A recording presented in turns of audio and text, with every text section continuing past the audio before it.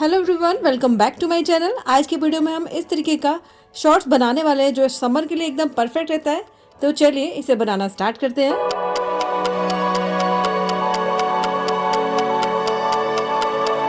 तो यहाँ मैंने शॉर्ट को बनाने के लिए डेनिम का फैब्रिक को लिया हुआ है। इसे मैंने इस तरीके से डबल फोल्ड करके रखा हुआ है।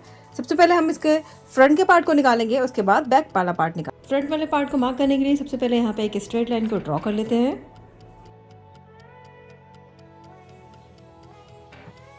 अब ये जो लाइन ड्रॉ किया है, इस वाली लाइन से मार्क करना स्टार्ट करेंगे। सबसे पहले लेंथ के लिए मार्क करेंगे।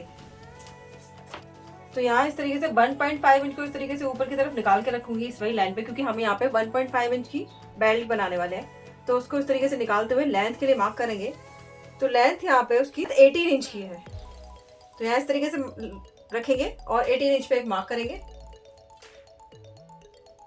अब ये मार्क करने के बाद इस मार्क को स्ट्रेट कर देते हैं।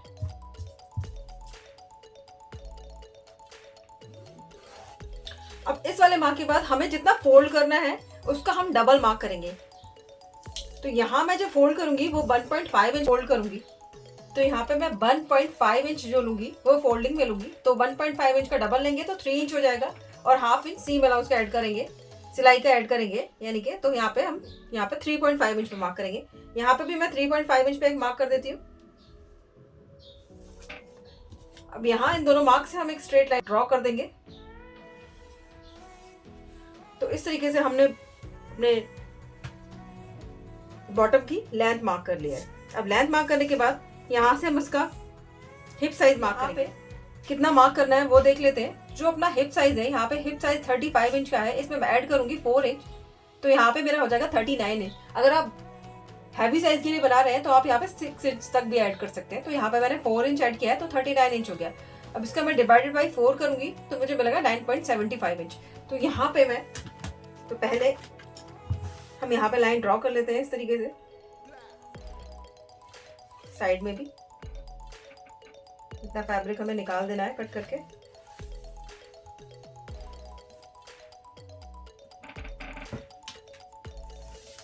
अब हम यहाँ से 9.75 इंच पे मार्क करेंगे। तो इस तरीके से रखेंगे और 9.75 इंच पे एक मार्क करेंगे।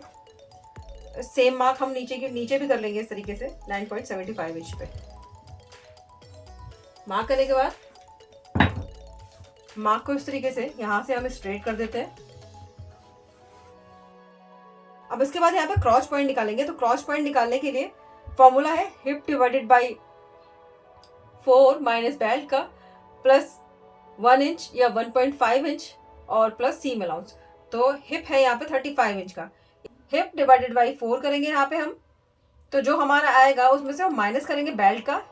आप जितनी बेल्ट रख रहे हैं उतना माइनस करेंगे। यहाँ पे मैं 1.5 इंच माइनस करूंगी बेल्ट का, तो मुझे मिलेगा यहाँ पे 7.25 इंच। यहाँ पे ऐड, अब हम यहाँ पे ऐड करेंगे सिलाई का ऐड करेंगे, जो कि 1 इंच सबको ऐड करना है। उसके बाद जो मैं यहाँ पे 1 इंच ऐड कर रही हूँ, तो ये मैं अपने हिप साइज के अकॉर्डिंग ऐड कर रही हूँ। यहाँ पे हिप साइज जो है वो 40 से कम है, तो यहाँ पे मैंने इसलिए 1 इंच ऐड किया। अगर आपका हिप साइज यहाँ पे ज्यादा होगा तो आप यहाँ पे 1.5 इंच तक और 1.25 इंच तक ऐड कर सकते हैं।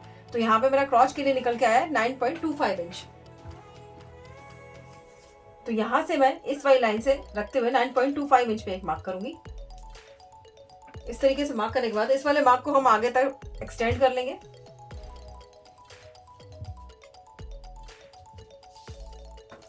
अब ये चेक करेंगे हमने जितना यहाँ पे लिया था 9.75 इंच, इसमें से हाफ इंच माइनस करके हम यहाँ पे लेंगे।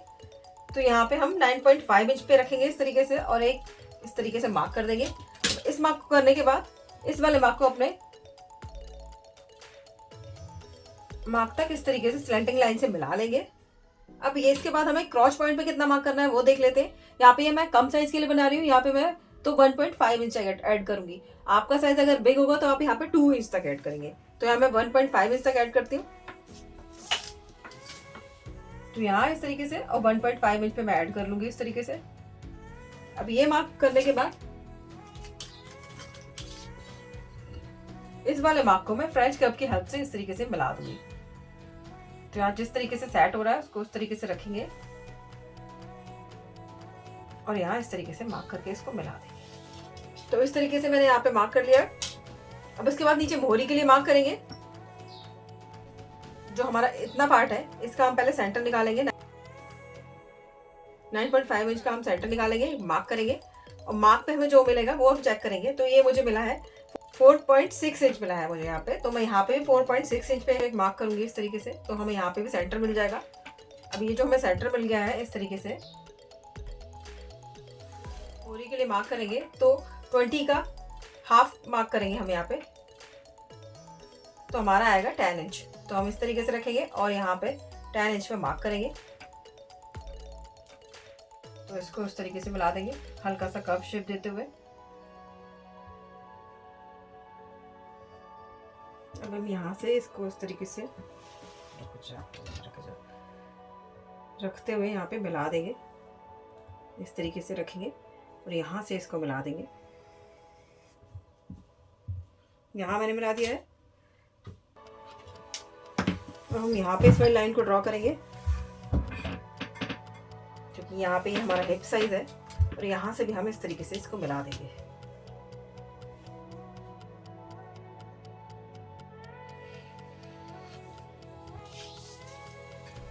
चेक करेंगे ये कितनी है, तो ये बराबर बैठ रही है। यहाँ पे मैंने फ्रंट वाला पार्ट ड्रॉ कर लिया है। अब मैं इस वाले पार्ट को कट करूँगी, उसके बाद मैं बैक वाला पार्ट भी रख बनाऊंगी। पहले मैं फ्रंट वाले पार्ट को कट करूँगी, फिर बैक वाला पार्ट बनाऊंगी। तो इसे कट कर लेते हैं पहले।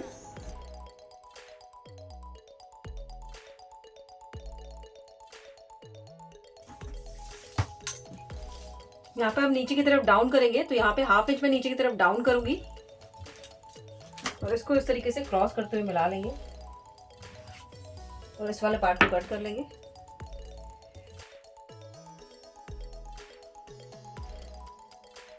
तो यहाँ इस तरीके से फ्रंट वाले पार्ट को कट करने के बाद मैंने इस तरीके से फैब्रिक के ऊपर इसको इस तरीके से अच्छे से बिछा लिया है। अब मैं यहाँ पे बैक वाला पार्ट कट करूंगी। तो चलिए सबसे पहले यहाँ पे मार्क करेंगे। तो यहाँ जो मैंने इस वाले पीस को रखा हुआ है, तो यहाँ पे मैं बाहर की तरफ 2 इंच पे मार्क करूंगी। 2 इंच पे मार्क करेंगे हम यहाँ पे, इसको मिला के 2 इंच पे मार्क हम यहाँ पे करेंगे और यहाँ पे हम 2.5 इंच पे मार्क करेंगे। तो यहाँ 2.5 इंच जहाँ आ रहा है वहाँ पे इस तरीके से मार्क कर लेंगे और फ्रेंच कर्व की हेल्प से इसको इस तरीके से मिला देंगे इस तरीके से। उसके बाद हम यहाँ पे मार्क करेंगे, तो यहाँ पे मैं 2 इंच पे मार्क करूंगी इस तरीके से, तो फिर यहाँ पे मैं इस तरीके से मार्क करूंगी।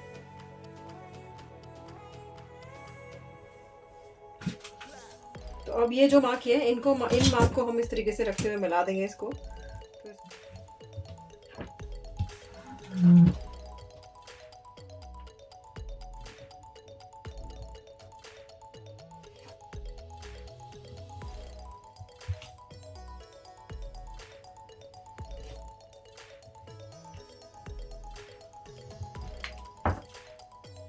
तो यहाँ पे मैंने इस तरीके से इसको मिला दिया है, ये इस तरीके से, और यहाँ पे मिला दिया है मैंने इसको। अब ये मिलाने के बाद हम यहाँ ऊपर की तरफ मार्क करेंगे। तो यहाँ ऊपर की तरफ मार्क करने के लिए यहाँ पे मैं ऊपर की तरफ मार्क करूँगी 2 इंच पे। तो यहाँ रखेंगे इस तरीके से और यहाँ से ऊपर की तरफ 2 इंच पे मार्क करेंगे। यहाँ पे इस तरीके से स्ट्रेट लाइन को ड्रॉ कर लेते। तो मैंने 2 इंच ऊपर की तरफ मार्क किया है। इस वाले मार्क को भी हम यहाँ पे मिला लेंगे इसको यहाँ से।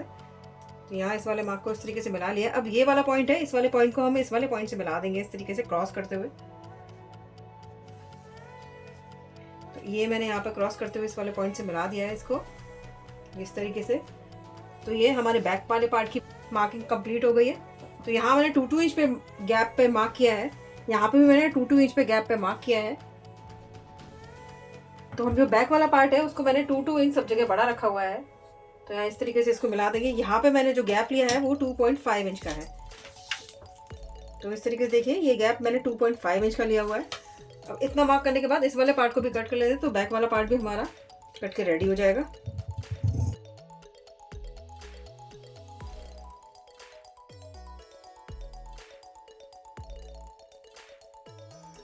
तो इस तरीके से दोनों पार्ट को कट करने के बाद यहाँ पे मैंने बेल्ट कट कर लिए। यहाँ मैंने बेल्ट ये 4 इंच ही कट किए। ये देखिए इस तरीके से ये बेल्ट मैंने 4 इंच यहाँ पे कट किए, जिसमें 1.5 इंच और 1.5 इंच का दोनों तरफ बेल्ट का डबल हो जाएगा। तो 1.5 इंच की बेल्ट है तो उसका डबल करेंगे हम, तो हमारा 3 इंच हो जाएगा। 3 इंच में हाफ इंच दोनों तरफ सीम अलाउंस को ऐड करेंगे, दोनों तरफ हाफ इंच इधर हाफ इंच उधर, तो हमारा 4 इंच हो जाएगा। तो इसलिए मैंने 4 इंच की ये बेल्ट को कट किया हुआ है। अब इस बेल्ट को हम यहाँ पे ज्वाइन करेंगे। तो चलिए स्टिचिंग को स्टार्ट करते हैं। यहाँ सबसे पहले हम पॉकेट को ज्वाइन करेंगे फ्रंट में, उसके बाद हम इसके क्रॉच पॉइंट को ज्वाइन करेंगे। यहाँ पॉकेट को बनाने के लिए मैंने ये फैब्रिक ले लिया है, ये डबल फोल्ड करके फैब्रिक को लिया हुआ है। इसकी जो लेंथ है वो 13 इंच की है और जो इसकी विड्थ है वो 6.5 इंच की है, यानी कि मैंने एक हाथ के बराबर लिया हुआ है। आप चाहें तो अपने हैंड के अकॉर्डिंग ले सकते हैं।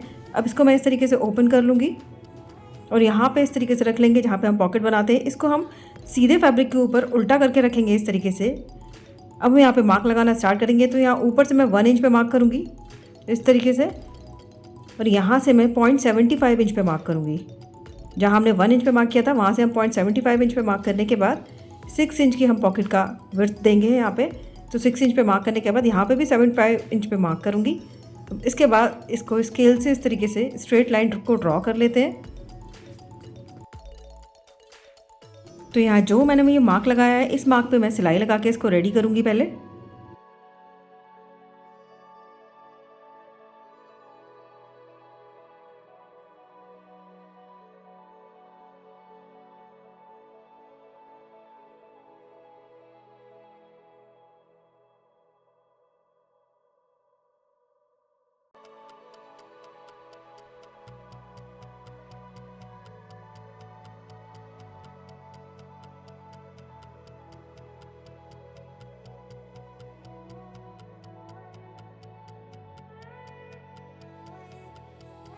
तो इस तरीके से यहाँ पे सिलाई लगाने के बाद दोनों फैब्रिक हमारे जॉइंट हो जाएंगे और उसके बाद हम यहाँ पे कट लगाएंगे। जो यहाँ पे हमारा पॉइंट बन रहा है वहाँ तक हमें कट को लगाना है, लेकिन सिलाई पे हमारी कट नहीं आना चाहिए। तो इस तरीके से हम इधर भी कट लगा देंगे और इधर साइड भी कट लगा देंगे। अब इसके बाद जो फैब्रिक है उसको हम लाइनिंग के फैब्रिक की तरफ करते हुए यहाँ पे टॉप स्टिच लगा देंगे। तो यहाँ पॉकेट पे हम टॉप स्टिच को लगा लेते हैं।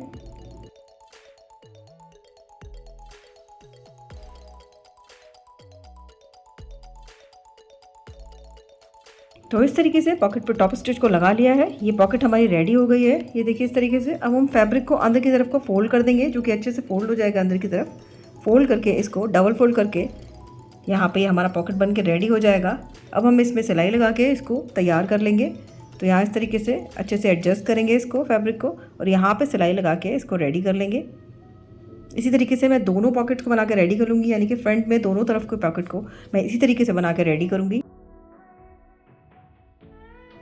तो यहाँ इस तरीके से मैंने सिलाई को लगा लिया है। अब इसके बाद ये हमारा पॉकेट बन के रेडी हो गया है। देखिए फ्रंट में इसका लुक कुछ इस तरीके से आएगा, ये देखिए इस तरीके से।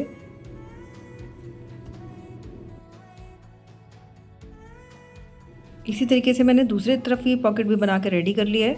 तो ये मैंने दोनों तरफ के पॉकेट को बना के रेडी कर लिया है। अब दोनों पार्ट जो हमारे रेडी हो गए हैं तो हम इनके क्रॉच पॉइंट्स को ज्वाइन करेंगे। तो इस तरीके से दोनों फैब्रिक को सीधे के ऊपर सीधा रखेंगे इस तरीके से, और यहाँ पर रखते हुए यहाँ पे इसके क्रॉच पॉइंट को ज्वाइन कर देंगे। यहाँ हम फ्रंट का भी क्रॉच पॉइंट ज्वाइन करेंगे और बैक का भी क्रॉच पॉइंट को ज्वाइन करेंगे। तो यहाँ फ्रंट पे और बैक पे दोनों पे मैं क्रॉच पॉइंट को ज्वाइन करने के बाद एक और सिलाई लगाते हैं हम क्रॉच पॉइंट पे। तो इस तरीके से फैब्रिक को डबल फोल्ड करेंगे इस तरीके से और यहाँ पर रखते हुए सिलाई लगा के इसको रेडी कर लेंगे। तो ये दोनों फ्रंट और बैक दोनों के क्रॉच पॉइंट में मैं इसी तरीके से सिलाई लगा के इनको रेडी कर लेती हूँ।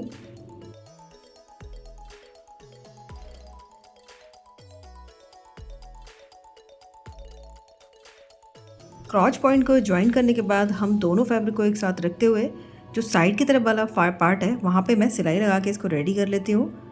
तो यहाँ दोनों फ्रंट और बैक दोनों का मैंने साइड वाला पार्ट लेके इस तरीके से अच्छे से रखे, एडजस्ट किया हुआ है और यहाँ पे सिलाई लगा ली है। उसके बाद मैं इस पर भी टॉप स्टिच लगा लूँगी। तो यहाँ साइड में दोनों तरफ मैंने सिलाई लगा के इस पर टॉप स्टिच लगा के इसको रेडी कर लिया है। तो ये देखिए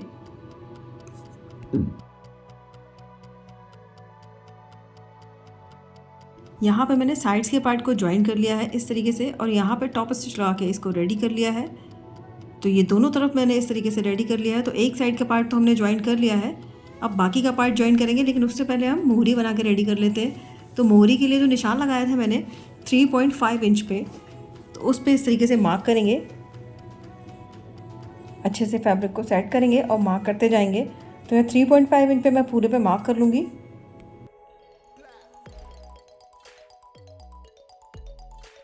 अब जहाँ ये मैंने मार्क लगाया हुआ है यहाँ तक हम फैब्रिक को फोल्ड करेंगे और यहाँ पे सिलाई लगा के तैयार कर देंगे इसको। ऐसा हम दोनों तरफ के पार्ट में करेंगे तो हमारे दोनों तरफ की मोहरी बन के रेडी हो जाएगी। तो यहाँ इस तरीके से सिलाई को लगा लेते हैं।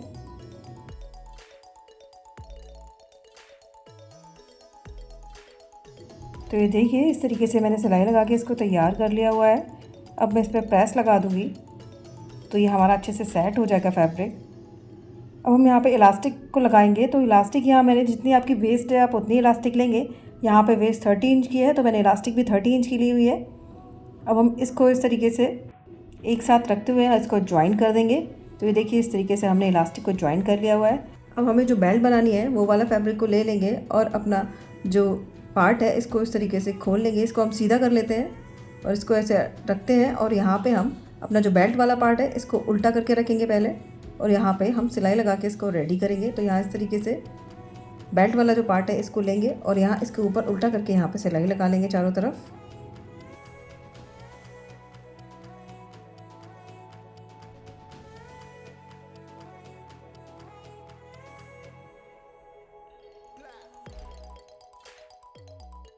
यहाँ हमने बेल्ट को इस तरीके से ज्वाइन कर लिया है। अब हम इस पर टॉप स्टिच लगाएंगे। तो जो अंदर वाला फैब्रिक है यानी कि सीम अलाउंस वाला जो फैब्रिक है इसको हम अपने बेल्ट की तरफ रखते हुए यहाँ पे टॉप स्टिच लगा देंगे।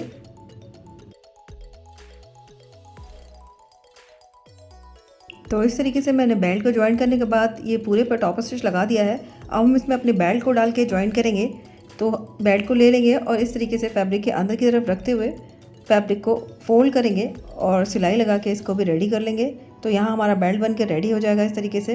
तो यहाँ इस तरीके से रखेंगे और इस तरीके से फैब्रिक को फोल्ड करेंगे बेल्ट वाले को और इसको ज्वाइन कर देंगे यहाँ पे।